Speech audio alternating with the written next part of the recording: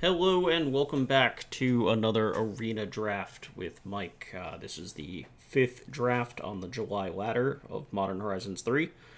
And we are coming off of the back of that sweet double Wrath of the Skies, a Johnny green-white deck, where we realized during recording that we punted the last game and probably could have been 5-2 moving on and, see if we can go from there. But we didn't because we messed up and we didn't see it until well after the fact, like when I recorded. And here we go.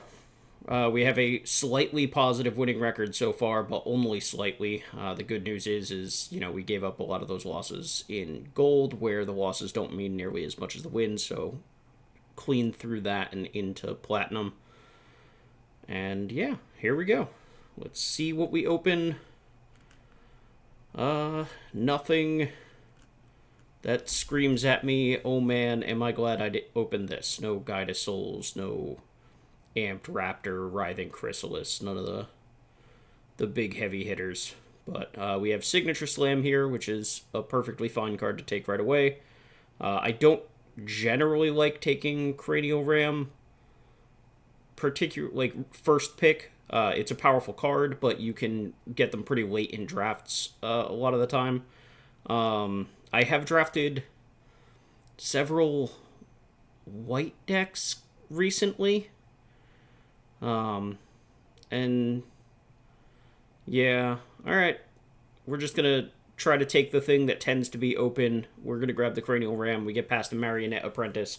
As we've talked about before, black cards tend to come around the table. So I think coming off the back of that green-white deck that was way better than our record showed. 4-3 with that deck is a travesty, and it is largely my fault. Let's just grab this Cranial Ram. Signature Slam is very good, but people are going to be fighting over green. Getting past a Marionette Apprentice is a good start. Let's see if we can force this Rakdos deck to come together. Again, the black cards tend to come around late, so it's just going to be whether or not we can pick up the artifacts that we need and the affinity payoffs for them. My good friend the Pigeon, among other things. So here, if we are trying to stay on black-red, we have this Breathe Your Last that we're perfectly happy to take. Behind that is really only the Sundering Eruption. Gravedig is a card of all time. But yeah, just the good, clean removal spell. And yeah, there we go. So, Cranial Ram, again, a little bit of a forceful first pick with that Cranial Ram. But, sometimes you get in a mood and you just kind of do the thing even though it's maybe not the correct thing. That said, we're not exactly getting past bomb green cards here, so who knows? Maybe it was right anyway. So yeah, we have a whole lot of... Really, Dog Umbra is kind of the only card that we'd be happy to play out of this pack, huh? I guess the Waterscape Battle Mage, I should say. So Dog Umbra and Waterscape Battle Mage. Tempest Harvester is a playable Magic card. Utter Insignificance is kind of like the tail end of your playables, right? It's like your 20th best card in a lot of cases. You play it because you need an extra card more than anything else. Yeah, I'm just grabbing this Flare. Throw it in the sideboard, get the gems or whatever. So Breathe Your Last, and we were just talking about the artifacts that we need. There's a Charge Bug and a Dross Claw in this pack. Obviously, Charge Bug better than Dross Claw, but we're taking the Breathe Your Last. It's just... I will take Breathe Your Last over most of the random 2-drops. Riddle Keeper is a powerful Magic card, but not really what we're going for if we are intending to stay in the Rakdos deck. That said, the Cranial Ram is the only pull towards anything other than mono black here. So Mindless Conscription and Dream Trigger Vampire are very similar in power level, I think. Mindless Conscription can really go nuts if you get the deck to do it. So, and if we know that we have the Mindless Conscription kind of going into these future packs, then we can prioritize things like the Eviscerator's Insights or similar, where we can get these extra card draw to trigger the Mindless Conscription repeatedly. We could maybe move it into the blue-black deck as well if we see like hard Shadow Spinners or Sneaky Snackers. Transmogrant here is fine. Stump Stomp is very good if we do want to commit to this Cranial Ram. But like the Transmogrant's going to be good with the Cranial Ram anyway. Stump Stomp is only going to be good if we do ultimately wind up playing red, which we're not guaranteed to do. And I don't mind having Transmogrant in my Marionette Apprentice decks regardless. Just it's a thing that keeps coming back.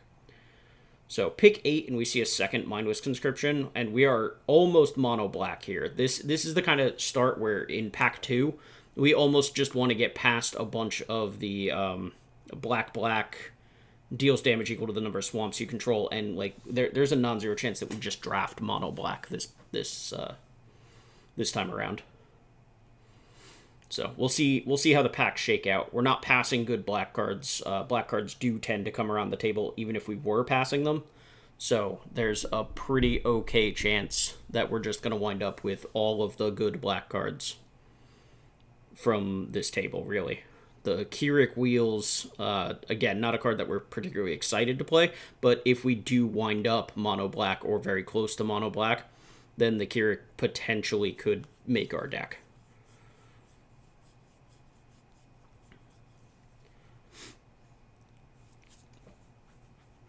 CEDH playable, Keurig, Son of Yawgmoth.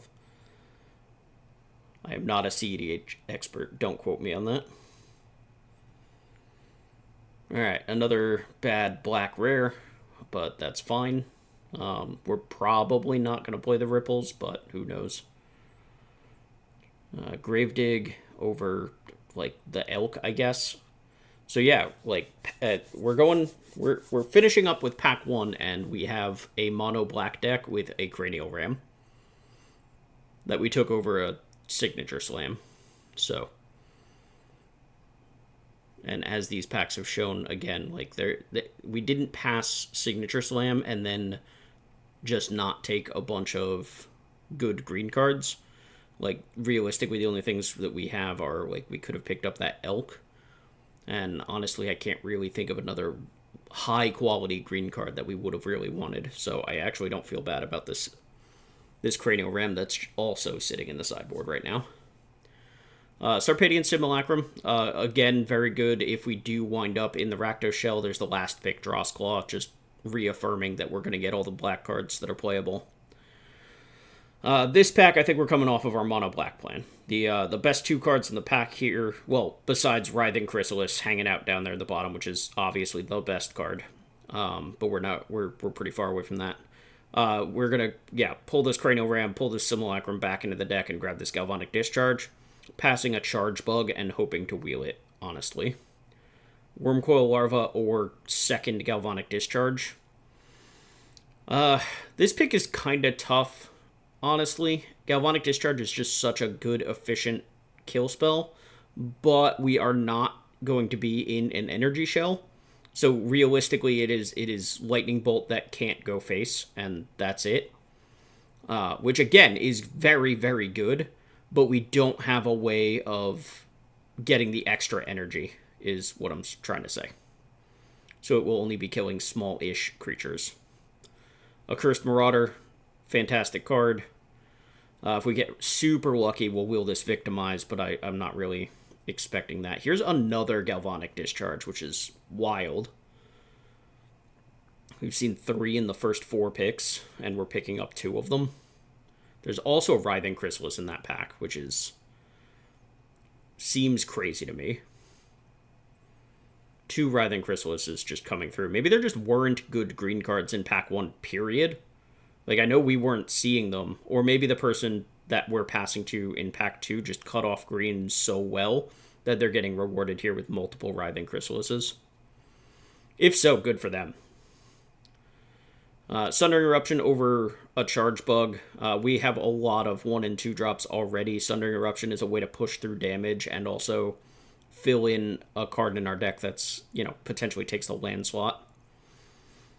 This pack has nothing I really care to play. If we do wind up with like Eviscerator's Insights or similar, then the Kami is okay. But honestly, I don't want to be playing that. But we do have the double Mindless Conscription already, so we are incentivized to pick up ways to trigger it. This pack is Sarpadian Simulacrum over nothing. So we have a pretty good aggressive shell for our affinity build. Third Sarpadian Simulacrum, probably not better than the first Skoa, though I do like having a lot of 1-drops. I don't know why we're grabbing this Kozilek's Unsealing. I'm not sure why we grabbed that at all. I mean, the card's obviously pretty powerful, but we're nowhere close to a deck that's going to try to play it. So I don't know if that was just a pickup because we don't really care about the Skoa or the third Sarpadian Simulacrum. But we're not playing that Kozilek's Unsealing. Not sure why it's just hanging out there. Yeah, okay. All right. Tune the narrative over a landscape. None of these cards matter. That hard Shadow Spinner almost matters, but not quite. Here's a third Mindless Conscription. We'll grab a Skoa now. Sure, wheel another rare, throw it into the gem pile. Another rare, throw it into the gem pile. So, bunch of nothing there. I do like this Skittering Precursor quite a bit, and it looks to be over pretty much nothing in this pack. The Precursor is going to mean that we kind of want to pick up, like, a landscape or two to be able to trigger it for free. We have the Accursed Marauder, which will trigger it. And then we have nothing else yet, but we potentially could pick up, something akin to like a Chthonian Nightmare or similar. Argent Dias is not a good card. I think we're just read the rare. We're not taking it. We're taking the Stomp here, most likely. Yeah. Another, spell land. Phyrexian Ironworks is pretty fantastic. There's a Charge Bug. There's a Chris coming back from the right again. I don't know what's going on in this pod. There have been multiple Writhing Chrysalises that have come through me, but after we've given up the ghost on trying to be in green. Molten Gatekeeper is fine. Another artifact pays off just cheap creatures. And, yeah. Another 1-drop artifact over a Drossclaw. Easy. This Terramander should be relatively easy to adapt in this build as well.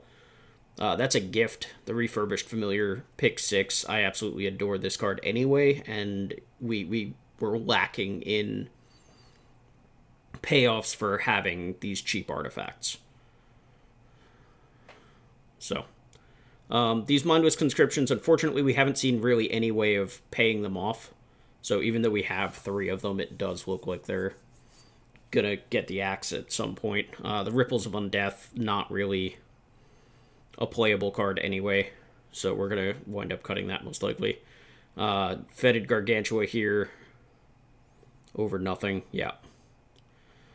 Lethal Throwdown is pretty good, especially given that we have, things like the Drossclaw and Cranial Ram, where we have, or just having the equipment in general that can move around, so that we have a modified creature to sacrifice that we don't necessarily mind sacrificing. A Kozilek's Command tabled. It feels like this draft of just the commons must not have been opened. Like, I can't fathom how or why all of these Eldrazi cards are just going around the table like they are. It's crazy.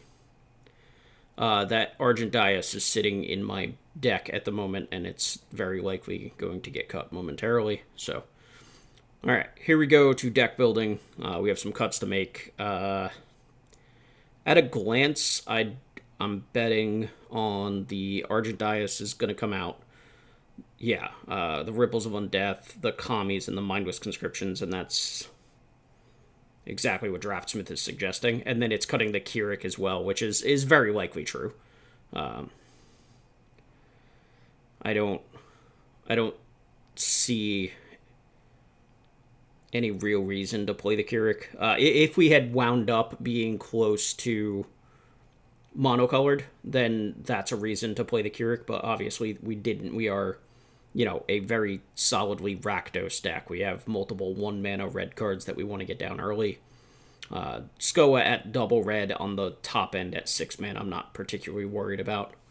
But this looks like a pretty easy 16 land deck, low curve, 3/5s and a 6, but then everything else is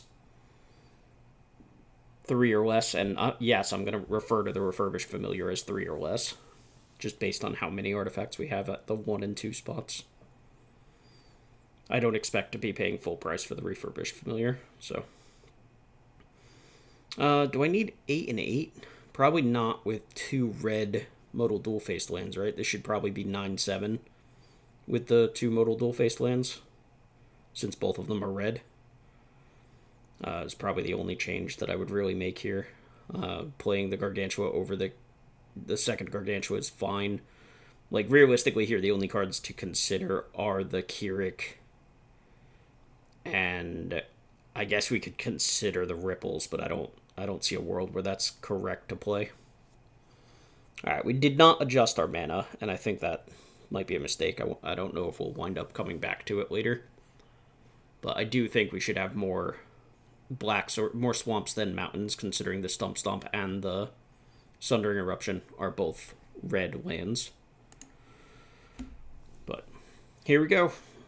Ethereum Terramander on turn 1. This is what we want. We've got a 1/2. We've got the Breather Last. Potentially, we do need another black source. There's a 3 even, but Ram, attack for 1. And yeah, we get to be on the play, and we have a reasonable start. We can always move the Ram over to the Terramander if we feel like that's where we want to be. So, since we didn't draw a land, we're pretty much priced into playing this Stump Stomp as a land. We don't want to get caught with multiple 5s and multiple 3s that we can't cast. So, first things first, go to combat. Yeah, we're very okay just making that trade. Stump Stomp as a land. It does shrink the Cranial Ram, but that's okay. We have the Molten Gatekeeper to make it 2 power again. And again, if we draw a black source, then we have the Breather Last. 5th land would equal Wormcoil Larva or Fetid Gargantua. So we'd need a little bit of help from our deck here. But, okay. Alright, so Molten Gatekeeper down. No attacks. 3/3 with a shield counter. Nice defensive measure for our opponent. Does cut us off of attacking for a moment. Also makes our Breather Last look way worse. If we really want to, what we can do at some point, especially because we know we have multiple Galvanic Discharges, we can use one of the energy that we get from the discharge just to break the shield. But I don't think that's going to matter anytime soon. We can also move the Ram over to the Gatekeeper here. And if we do, then it's attacking as a 4/4. Which is not terrible. But it does mean that we don't have the mana up to break through with the Breather Last if they do double block. And unfortunately, the Galvanic Discharge doesn't quite get us through this if they do. But the Gatekeeper can come back. This does still allow us to apply pressure. Like, our opponent has to give up their Emissary of Soulfire if they want to make that block, so.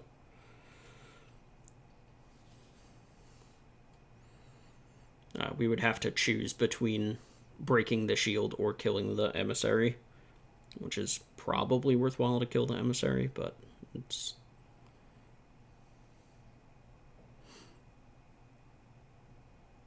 What do we got? Alright. Exalted counter on the Rhino. Attack with the Rhino. That's fine. We're just trading damage here, and that's a thing that my deck is very, like, that is a thing that we want to be doing. That stings a bit. Witch Enchanter to blow up the Cranial Ram, most likely. Not a great start for us at that point.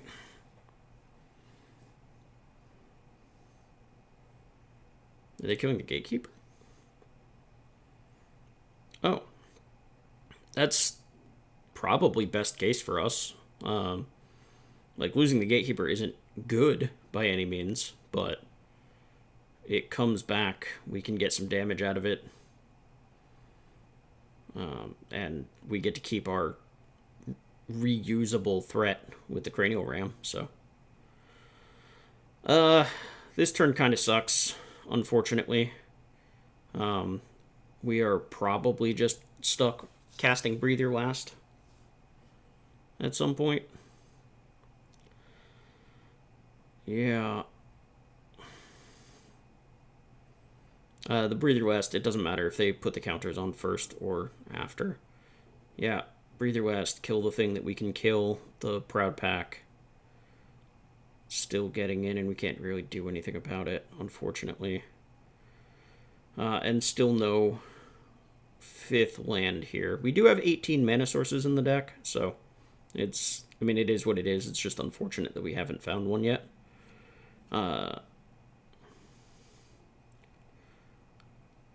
I don't think it's worthwhile, but if we wanted to use all of our mana there, we could have gotten an attack in with the Molten Gatekeeper just to get an energy.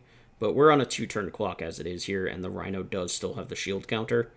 So unless we can... Yeah, I was going to say draw a land and stick the Wormcoil Larva that turn, which obviously we couldn't. Alright, so we get a small attack in here. We get an energy, we get an extra artifact. We don't get any of that and are very sad. And yeah, just, we're done. We're dead on board. We needed the blocker to stick, so. That's unfortunate. Our start was pretty good. 1-drop into Cranial Ram with some backup, but opponent weathered it well. The shield counter mattered. It made our plays a little bit awkward, and they just had the right answers, and we didn't draw the 5th land at any point, so we were playing from behind for a little bit too much of that game. Mulliganing 3 swamps and no castable cards. Keeping this for sure, probably putting a mountain on bottom of the deck. And I hope at some point soon I realize that I have too many red sources and fix that, because this is frustrating. Alright. Not playing the mountain on turn 1 so that we didn't have Galvanic Discharge up to just kill off the gargoyle, or whatever our opponent's 2-drop might be, was a mistake. But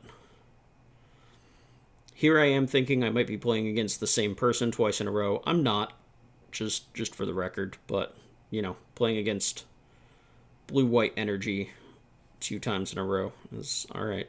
Fair enough. So this is a swing for 4. They choose not to give it lifelink, but that's still a chonky hit with a flyer right off the bat. So we drew the Wormcoil Larva. We are lamenting not having black mana. Our creatures that we do have don't punch very well, so I think Stump Stomp as our land for turn. Galvanic Discharge to clear the Gargoyle, and Transmigrant as our play. Yeah. All this makes sense to me. And we could use the Galvanic Discharge now while our opponent is tapped out, but getting them in response to the Exalted triggers, gross, can also help kind of waste our opponent's turn a little bit. So yeah, they spread out their exalted counters well, so good for opponent. There's the attack. They put the gargoyle first, so we're going to wait and see if they want to pay extra energy here to give lifelink. They don't, and now we're going to kill it in response to all of the exalted triggers. If they had resolved all the exalted first, then we have to kill it before they make the decision, but we're giving them the chance to quote-unquote mess up and pay 2 energy for nothing, basically. It didn't happen, but that's okay. So, Cranial Ram, not terrible on this board. It's going to let us get pretty big. We can block. If they attack with a single creature to use the Exalted, we can block with the Transmigrant and potentially be bringing it back. I honestly don't know what that card does off the top of my head. So, there it is, whatever that is. If you know what it does, good for you. I have never played with or against that card. Okay, whole bunch of nothing. I don't have double black, so I couldn't breathe your last, which is awkward. Okay. You got it. Trigger my thing. Do some stuff. So we're basically just attacking. We're suiciding the retrofitted Transmigrant in just so that we can bring it back as a bigger body, hoping to slap a Cranial Ram on it and actually be able to do something. We do, again, need this second black source at some point in the near future, a 5th land at any point. You know, again, we're sitting here kind of just waiting. So, I'm not sure why we're doing literally nothing, but I guess we're getting our opponent into the habit of just double blocking. So it's a weird thing where you can develop habits, either yourself or get your opponent to develop habits that lead ultimately to a situation where you can blow out that habit that was created with a pump spell or a kill spell or something similar. So I don't know. Our opponent no attacked and then double blocked 2 turns in a row. 1 mana Refurbished Familiar makes me very happy. I just want to say that. I love this card. Opponent only has 2 cards in hand, so there we go. One of them is a land. So opponent is very clearly flooding. So the opposite of us. We are in the swamp number 2 waiting room over here. This Cranial Ram is +4 power now. So, yeah, now this retrofitted Transmigrant is in for 8. And opponent is going to have to, take that seriously. We can afford to take a hit from this Emissary at least 1 time before we bother blocking. And we do have the Sarpadian Simulacrum now, where we can pick off one of these Soulfires if we really need to. Alright, well, whatever it was, it got a counter. We'll take 5, I guess. That block is okay, but it shrinks my Transmigrant. It does shoot them with the Apprentice. So there's that. But it does shrink the Transmigrant. Though I guess the Transmigrant is attacking just fine into this Emissary. So we get to attack for 9 here. This is a lethal attack, so they have to block. If we sacrifice and attack with everything, including the Apprentice, then it's still 9. We also get the ping there. Okay. Whatever you have, opponent has to kill the 2/1. Okay. Kills the 1/2. That's still 8. That was a weird game. Strange game. I think I missequenced a little bit because I didn't play the Mountain on turn 1, which would have let me use the Galvanic Discharge on the Gargoyle right away. So that's a mistake. I think that weird 2-turn play pattern where I attacked with the Transmigrant but didn't do anything on a turn, which I might have thought I was leaving up the Breathe Your Last and then realized I didn't have 2 swamps. But I don't know. That was a very strange game. And then my opponent literally just attacking and being dead on board. Um, like if all they had was that Razorgrass ambush, they could see the Sarpadian Simulacrum. Like I didn't play anything new. All of that information was face up.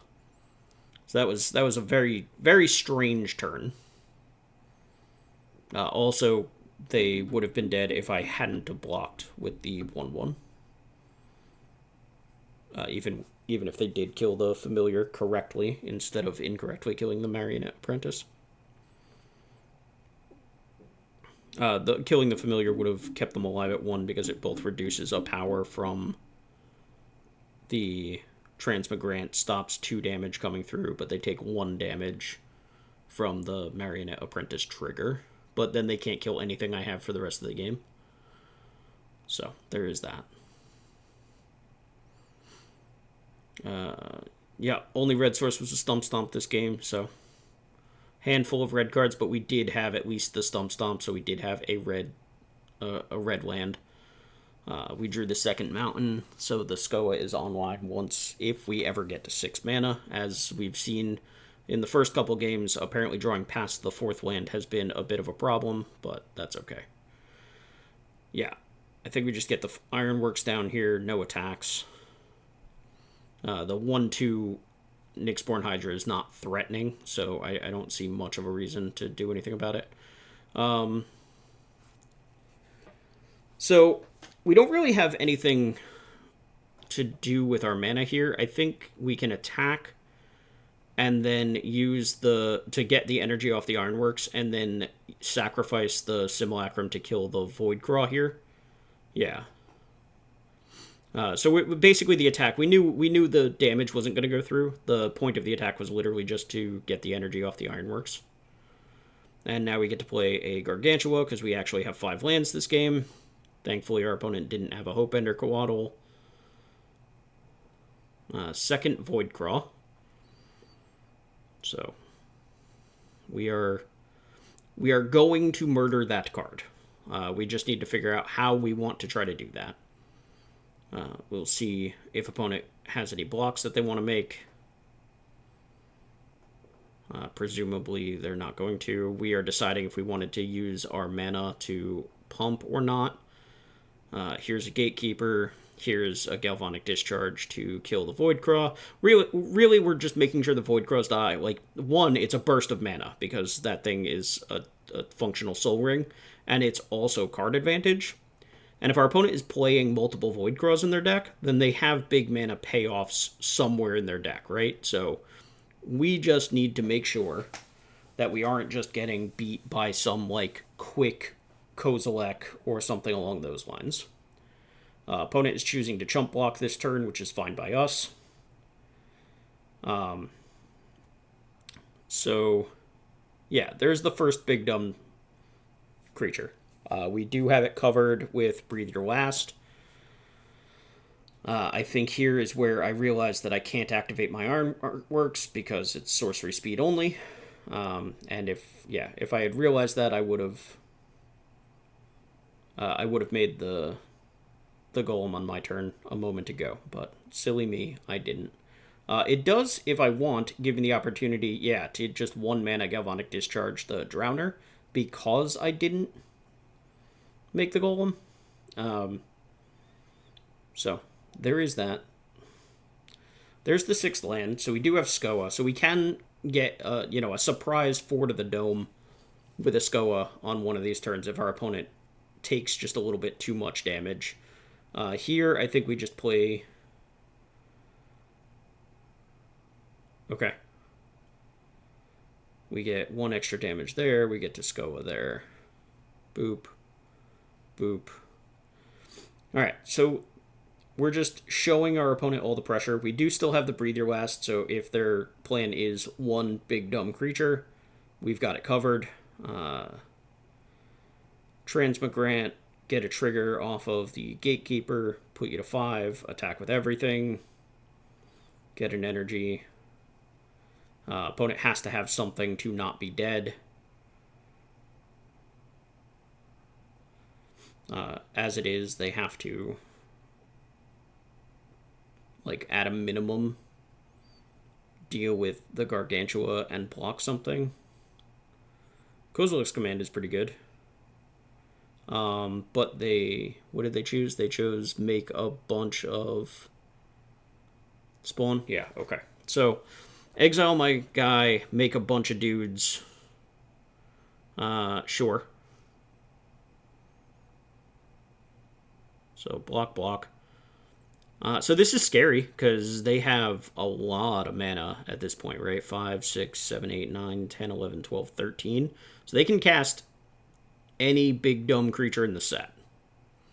So if they did draft one of the Titans, they've got it. Here it is. They apparently don't got it.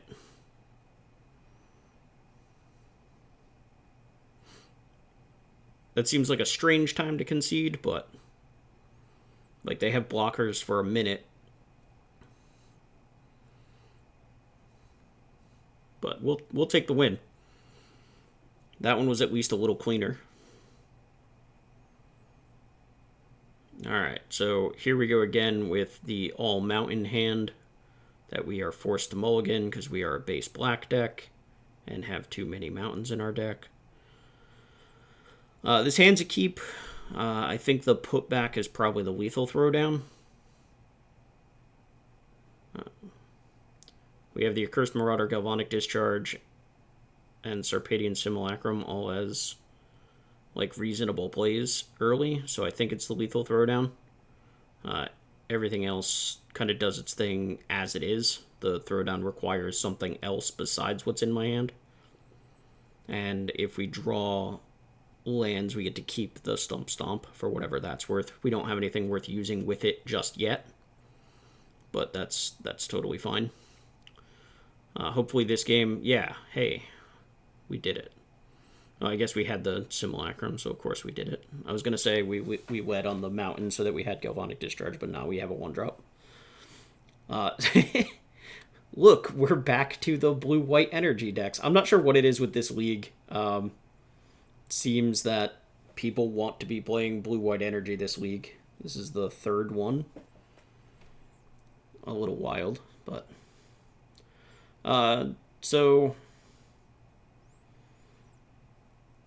yeah, we have the Galvanic Discharge here, so we've got this thing covered if we want it covered. I think we can save the Accursed Marauder for something a little bit more dangerous, since we've got the Galvanic Discharge, Stomp, Breathe Your Last. Like, our hand is full of removal. Would you like to pay energy? They would not. So, yeah. Bank an energy, kill a gargoyle. Sundering Eruption. Okay. Unfortunately, we have no way to apply pressure, so we're just kind of, like, hanging out. We're not going to die anytime soon, which is good, but we're also not really doing anything anytime soon. So, no, we'll trade the Accursed Marauder for the Inspired Inventor. We're not going to trade the Simulacrum for a token, as we do have the 4th land in hand, so we can trade up the Simulacrum at some point for something that matters a little bit more. Triple Riddlegate Gargoyle from the opponent, and they're up to 9 energy. So, no blocks here. Alright. We can play the Gatekeeper. And then probably... yeah. I like using that one as the land. That card pushes through the last points of damage when you are able to be aggressive. But given that we are not able to commit much to the board, we've been struggling to find creatures so far this game. Hanging onto the Stomp that can shoot down these gargoyles is probably better than the Sundering Eruption. Bespoke Battle Wagon is a problem. Opponent can animate that kind of whenever they want, considering how much energy they've stockpiled over there. We do have the Breathe Your Last, which can handle it. And if they animate here to try to block, then we get to do that. They didn't, so good job. And yeah, now by passing the turn, we're leaving up Simulacrum and Breathe Your Last. We can play the second Simulacrum and still have Breathe Your Last left up. If we want to use the Breathe Your Last on that Battle Wagon, given what the board looks like, it is possible that we're going to have to start picking off these gargoyles, potentially with the Simulacrums at some point. They haven't been using lifelink just yet, but they certainly have the ability to do so. And yeah, there goes the Battle Wagon starting to draw cards. Unfortunately, the only way we have to deal with it is if they turn it into a creature, so...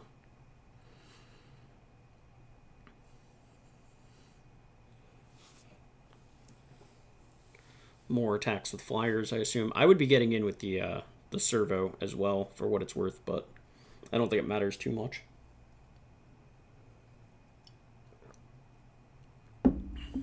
Like, if...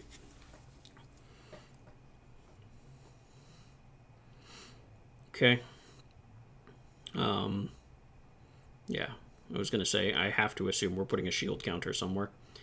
So this is very awkward for me now. Now, even if they animate it, my Breathe Your Last no longer clears it, which is super awkward.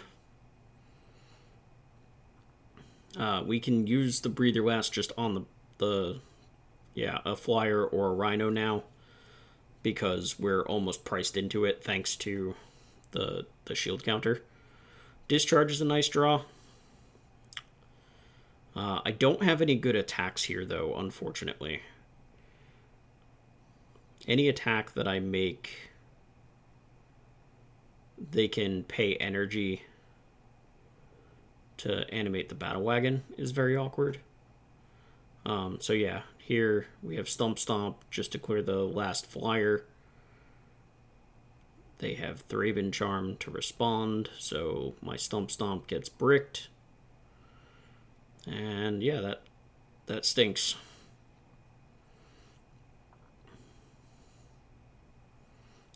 So yeah, now we have Galvanic Discharge as our last card here. I'm not sure how we ever get through the Battle Wagon, like if and when they choose to animate it. I guess they're just happy to use it as a very slow Ancestral Recall. They haven't made any energy with it. They've just been burning through their energy drawing cards, which, I mean, I can't blame them, but they're not really under enough pressure that I fault them for it. So we can use the Discharge to clear this last flyer. We take 4 here, because, our Simulacrums still represent removal. So, there's another piece of removal. I believe the Battle Wagon is 4 energy to crew. So, yeah. Okay. Boop for 1. We pass the turn. We still have the Simulacrum available to activate. We technically had the 5th land because we had the Stump Stomp that we used and got blown out on. So, but we have spent all of this game drawing a pretty low land count. We do have some 5-drops that would help get us back into this game. So yeah, we block the 1, we shoot the 3, we take no damage this turn. Opponent has successfully outcarded us pretty drastically with that Bespoke Battle Wagon. All of our stuff has been 1-for-1s. Witch Enchanter to kill the second Simulacrum. I suppose the double Simulacrum was awkward with the Witch Enchanter, if opponent was sandbagging it. Like, we had mana up a lot of the time. And there's our first 5-drop that we could really use. Unfortunately, we don't have the 5th land. So, I don't really want to play the Gatekeeper here just to try to attack for 2 and then get no extra damage off of it. Like, if I'm going to win this game, it's got by forcing the game to go late anyway. So it does not look good from here. We really need the land like this turn to get this Gargantua down.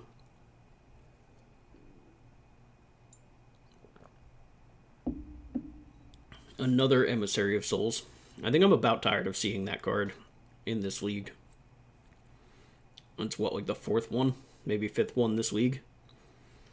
The good news is at least we gain two life off of it. Yeah, so here we're just going to play the Gatekeeper. We should have... Oh, I guess it doesn't matter. If opponent wants to waste energy to block with the Battle Wagon, we're pretty okay with that. So, Marionette Apprentice, get some extra damage off from the Gatekeeper. Make a dude. The Apprentice can block the Servo. We could have put a counter on the Apprentice instead of making this second body so that we could block the Witch Enchanter, but if our opponent just gets froggy with the Battle Wagon, we'd rather have the second creature to block with. Opponent drawing more cards and keeping them. Yeah, opponent has 5 cards to R1, 7 lands to R4, a better board, more life.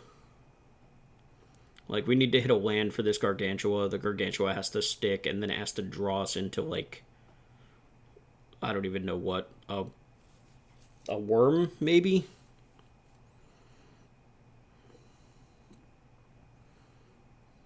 Oh. I'm really glad they didn't have that earlier. There's 3 more energy. Yep.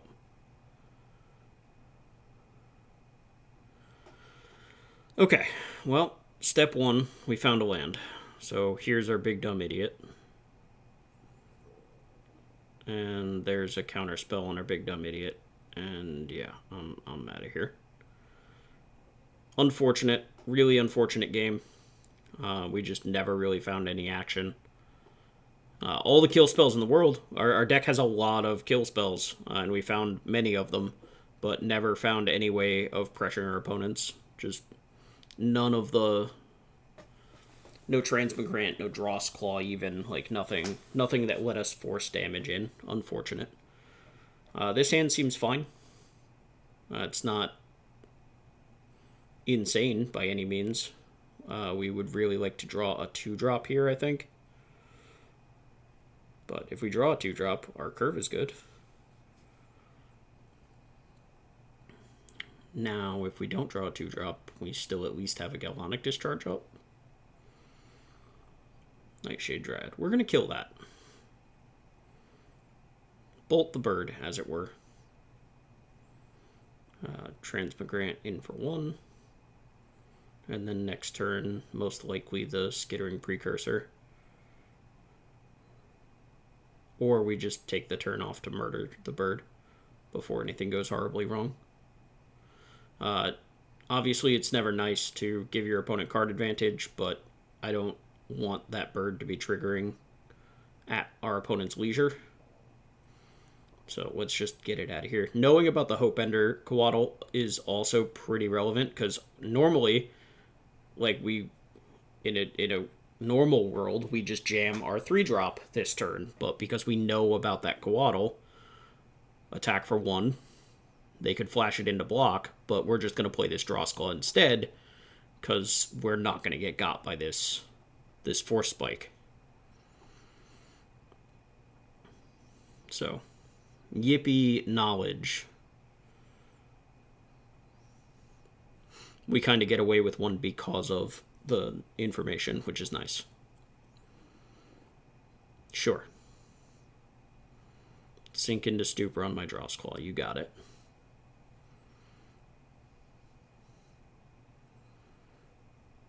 Okay. They're missing a land drop. They're not missing a land drop.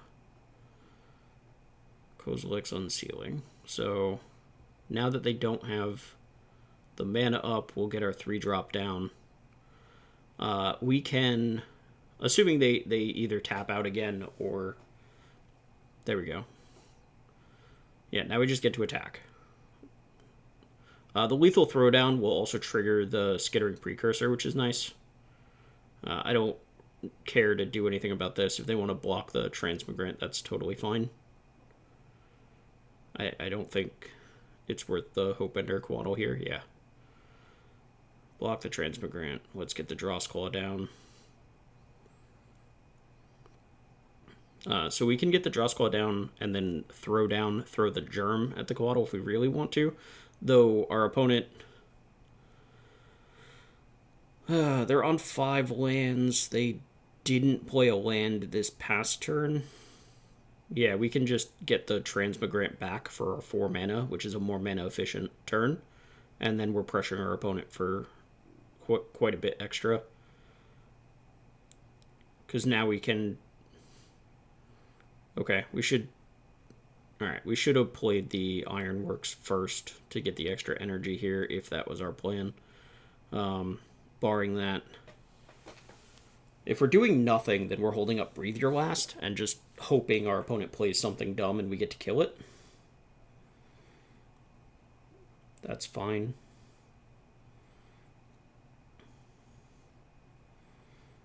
So if our opponent attacks, they might be dead.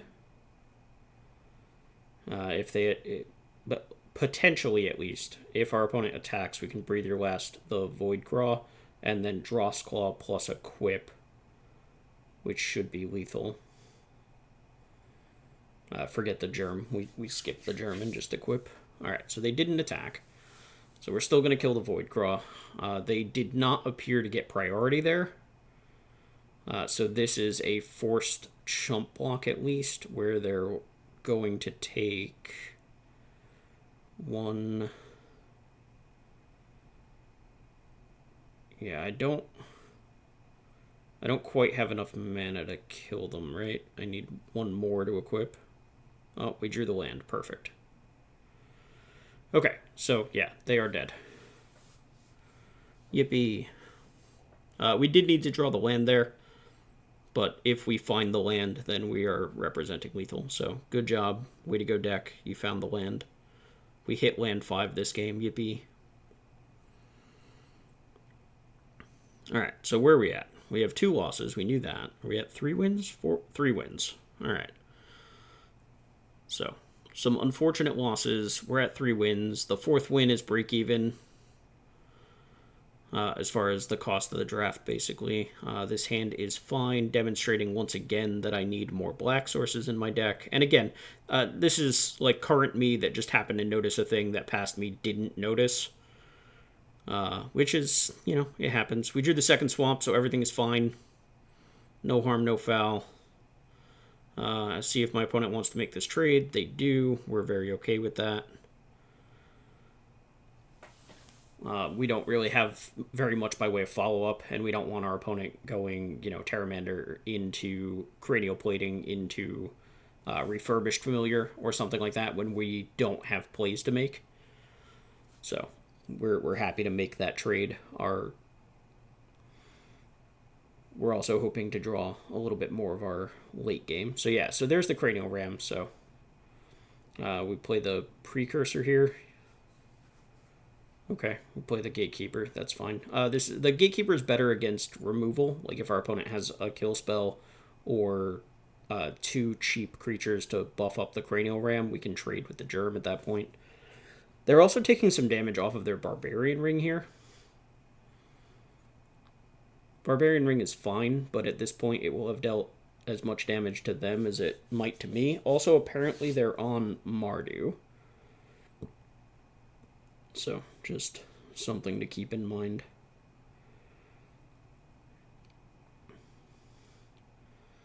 Unfortunately, no real attack here, as the Charge Bug can block for free. So I think, yeah, we just play the Skittering Precursor. I don't really want to lethal throw down anything, though I could Precursor and throw down, but I don't... That doesn't really do much. Yeah, no attacks. So we just have 2 3-toughness creatures on defense. If they want to attack with the Charge Bug and the Germ token, they can pump the Germ to give it menace. But then we get to double block the charge bug itself to keep that from happening again and shrink the ram a little bit. So theoretically, opponent needs to do something to have an attack that's worthwhile. Whatever they're casting, they need the red again, so another damage. Essence Reliquary, I really do like that card. That card almost... I don't know if caught me off guard is the right terminology, but if you guys have been watching my series, my reaction the first time I saw my opponent do some things with Essence Reliquary, it was a wild ride. That said, you can only activate it on your turn, so this might very well be a breathe your last, get in for 5 turn. Okay. We let our opponent block. That makes the attack with the Gatekeeper a little strange, since I'm not doing anything else. But I suppose if I'm not blocking with the Gatekeeper, we might as well see if our opponent wants to do anything about it. Like, leaving it back, it doesn't block, because it's not going to trade with the Germ token. I have no interest in doing that, at least not right now. And if they want, they can give Menace to their thing, so if I'm attacking with the Precursor, then yeah, I can't do much.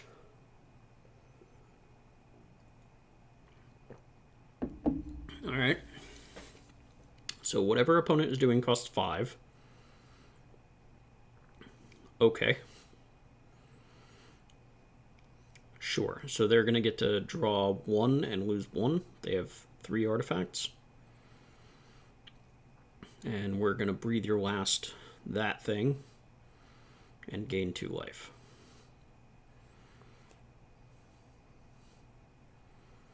Yep, we take 3. Good news being that they used their Essence Reliquary already. Okay, Stomp Stomp is fine. This lets us shoot down the Charge Bug, which lets us get in for 5. And yeah. So okay. Sundering Eruption means we're showing 5 damage to our opponent's 6 life. So any 2 mana or less creature is lethal at that point. Scurry of Gremlins is a very good card and very scary, and even more scary if our opponent wants to Essence Reliquary it and try to do that every turn. Yeah. I have to target a land, which is what I'm... Yeah, we just got to figure that out. So target a land. We'll target our own land. Am I sure?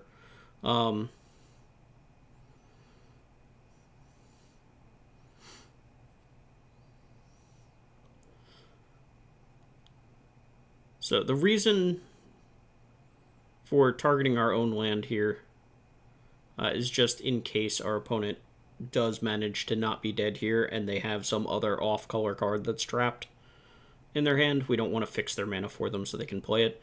Because our opponent's Barbarian Ring, they had cost themselves 1 other point of life to get the Scurry of Gremlins down, so they were at 5. So we didn't actually need to draw a creature there because we had exactly lethal. So that was the 4th win. So if nothing else, we at least have a draft where we get our gems back. So obviously we would like to keep winning. This deck seems fine. A little underpowered to be trying to trophy with, but we're certainly going to make a push as best we can. We need to get that record up, as right now it's only barely better than 50%. My target any given season is as close to, 60% or better as I can get. A Cursed Marauder to clear a Brood Scale before it adapts. Yippee. Boop for 1.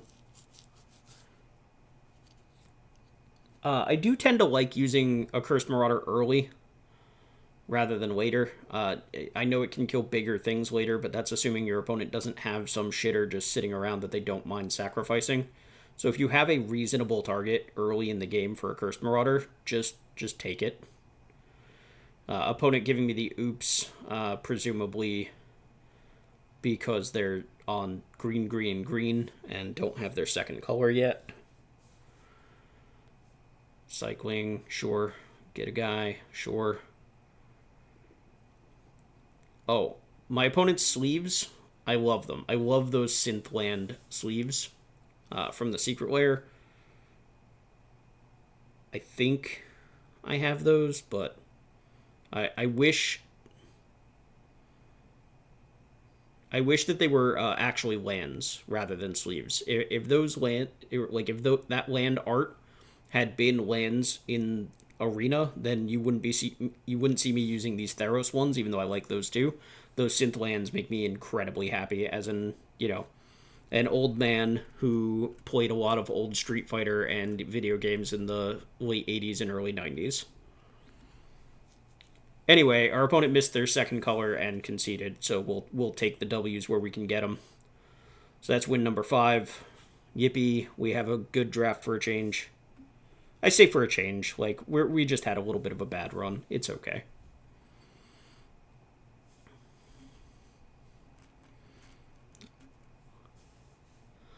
All right, another hand where we have 3 lands and some stuff to do.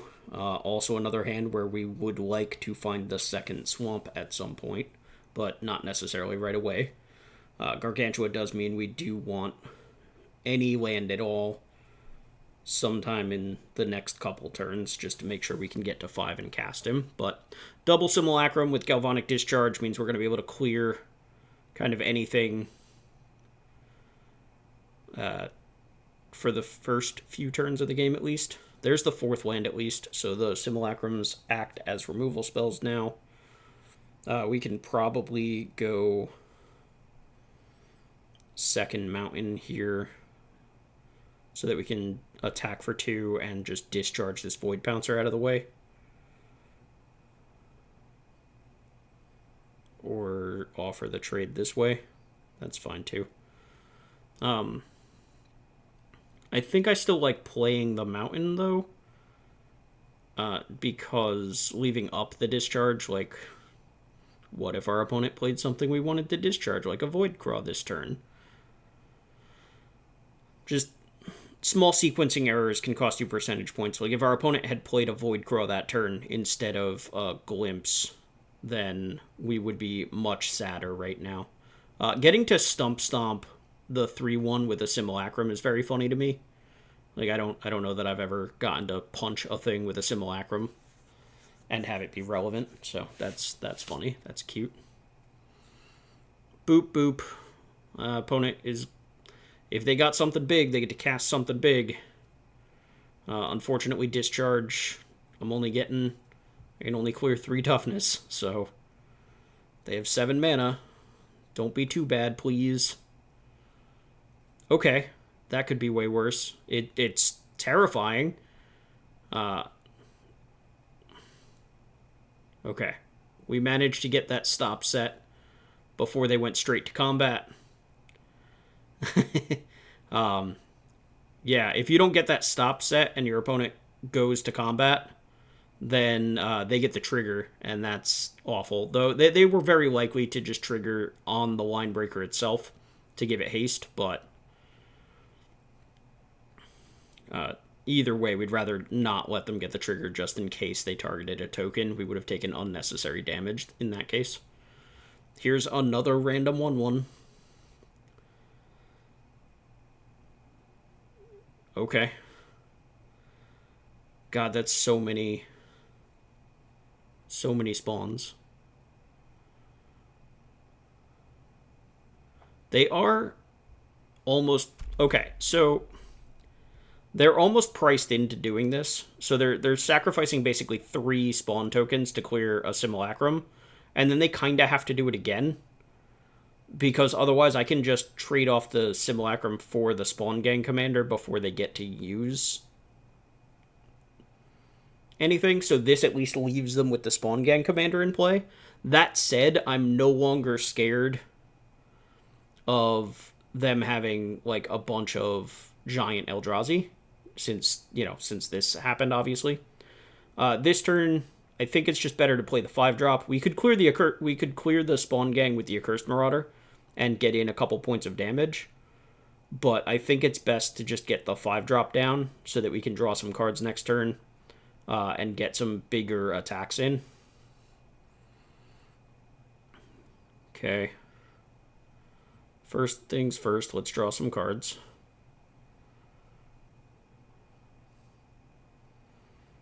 Okay, discharge is wonderful. So 6, 7, 8, 9 damage. If we sacrifice with the Accursed Marauder. Because 1 damage from the Marionette Apprentice here.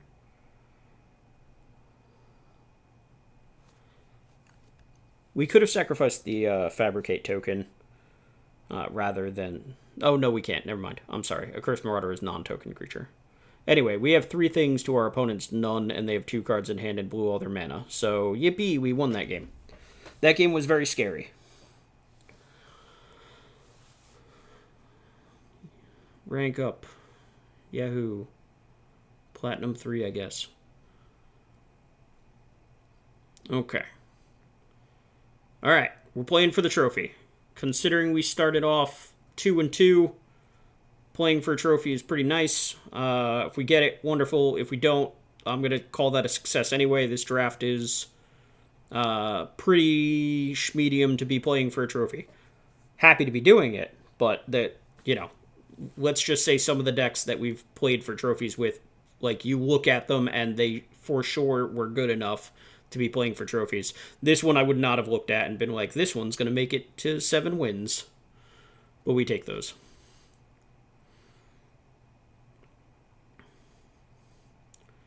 Alright, so opponent is showing Springheart Nantuku and Serum Visionary, so probably grabbing the Nantuku here. That card is nuts in draft. Man, I'm so impressed by that card every time I've seen it or drafted it. But alright, Cranial Ram with no other artifacts, but that's okay. We have the Ironworks to follow it up with, which at least grows it just a little bit.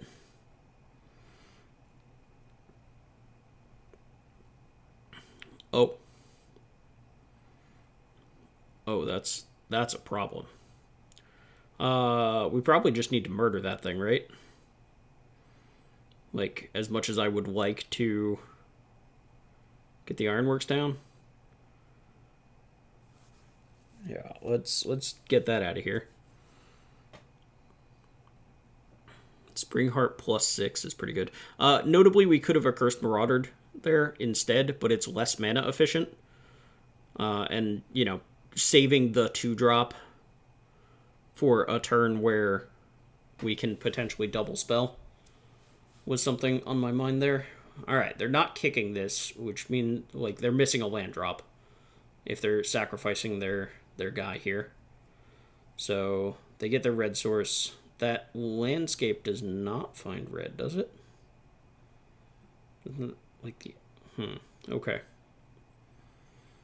Alright, so now the Marauder gets to do its thing. Unfortunately, like I said, we can't double spell, but it does let us clear the Myco spawn and make sure that our opponent can't just keep making 3/3s or something with an Nantuku. Notably, it's a cast trigger on the Myco spawn, so copying it with the Springheart is not the worst thing in the world. But we'd rather it just doesn't happen at all. Okay, so we have some choices here. We can just Breathe Your Last the Nantuku just to get it out of play. Or, yeah, we can do this. We can use all of our mana and get the Fetid Gargantua, which then gives us 3 looks next turn at land number 6, basically. So we can use 3 mana to activate the Gargantua, draw 2 plus our draw step so that we can Breathe Your Last. Okay, no, we can't. So now if we draw land, we Skoa and kill the Nantuku. If we don't draw the land, we're probably just using the Breathe Your Last to get that thing out of here. Okay, Discharge is nice, because Discharge lets us get this Ironworks down and attack. They'll likely trade with an Insect but we get an energy out of it, and then we can discharge on the Nintuku and just get it out of here. It also puts us up to 3 energy, so we can activate here and make a golem, which we didn't do. Not sure why. I think we should have made a golem there. Opponent's deck seems sweet. 6 Springheart Nintuku, Sowing Myco Spawn to fix their mana. There's the Fetid Gargantua that we knew was on top of our deck. Here's me being sad by this Aether Spike, but is what it is. And now do we make a golem? Okay, now we make a golem. Not sure why we didn't make a golem last turn, but that's okay. We figured it out. We have the golem now. So Cranial Ram is worth +3/+1 at this point. Spawn Gang, okay. We're gonna murder the Spawn Gang for sure. They have...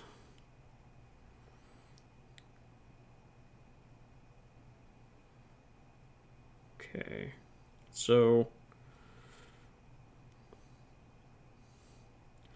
Unfortunately, we didn't find a land, so we are stuck single spelling here. Yeah, so... Opponent can sacrifice a token. Yeah, to shoot the golem, then sacrifice the other 2 tokens to throw the Spawn Gang itself at the golem so that we don't get an attack this turn. Which, unfortunately, also cuts off the outlet for my mana here. Like, I could have theoretically equipped with my extra mana. Instead, unfortunately, we're stuck kind of doing nothing. But yeah, opponent's deck, again, seems real sweet. Spawn Gang, as well as everything else that we've seen from our opponent. Their deck looks pretty good. Good rares, good uncommons. Malevolent Rumble to help find them. So. And they have the 4th color. Okay, I was right. That is the Esper landscape, right? Was not expecting the 4th color here. Okay. Alright. Like, that's not great for us, but as large plays go, that could have been worse. Another landscape. Get booped. And now...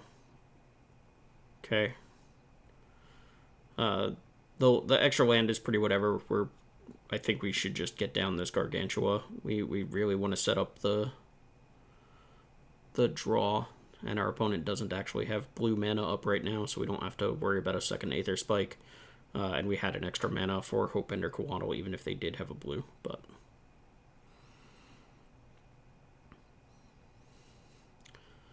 Opponent has drawn a bunch of extra cards. So we really do need this Gargantua to catch us up a little bit. It's a lot of mana as well. Okay, that's not the scariest thing in the world. They are getting to set up their deck more. Bottom is pretty okay for me. And it's always scary when you see your opponent scry, right? Oh, Titan's Vanguard. That card is nuts.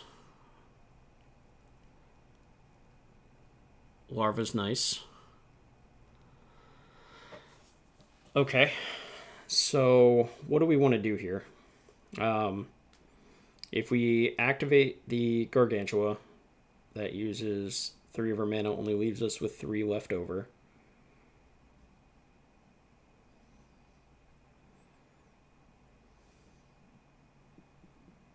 Okay. Fair enough. So we attack. Our opponent is basically guaranteed to not block. Or to chump block, which is fine. Sure. So they just don't want to take the damage. That's fine. And then we play the Wormcoil Larva. So this basically just netted us an energy. We still don't get to draw the cards, but the Titan's Vanguard is going to have a lot more trouble attacking now.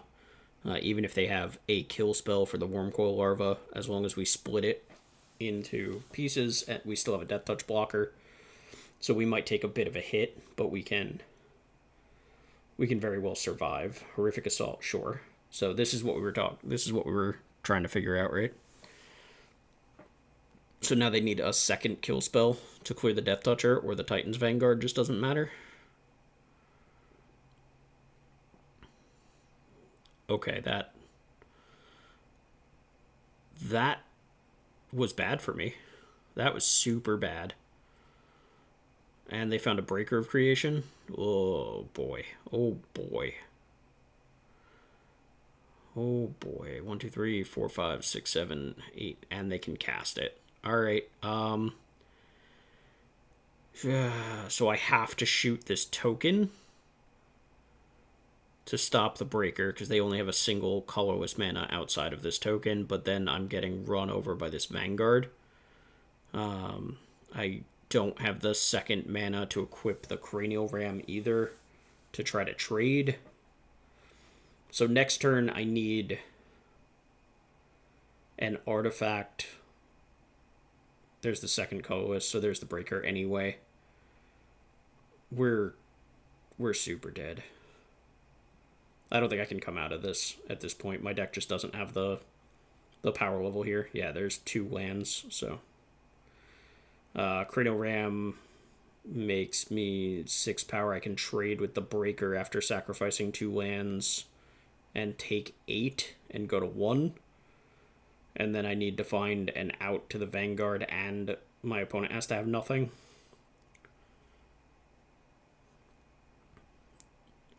That is not nothing, unfortunately. Alright, GG's opponent. Their deck is sweet. Deck is super sweet. We are super dead. I could just hit concede here. But, you know, my opponent's clicking buttons, so let's let him hit his dailies or whatever. Sure.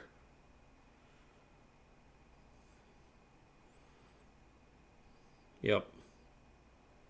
Okay. Alright. We'll let our opponent get their dailies in. Boom, boom. We are dead. We are defeated in the trophy match. GG's opponent. Yeah. No, this deck was what it was, right? We drafted a low curve, pretty okay version of the Rakdos deck. We beat a couple kind of close grindy games thanks to being able to push through damage through board states that got clogged. We had a couple good aggressive starts. We had a couple opponents stumble on mana. We stumbled on mana a couple of times. The not having the extra swamp only bit us in like one of those games, even though I think the deck building was incorrect. I think we should have had the 1 extra swamp over the extra mountain, but that's okay. Yeah, all in all, this deck, lots of removal, lots of cheap creatures, and an okay top end with double Fetid Gargantua, Wormcoil Larva, and Skoa. Yeah, it was not bad. Happy to get 6 wins out of it. Happy to have played for a trophy. I don't think the deck would...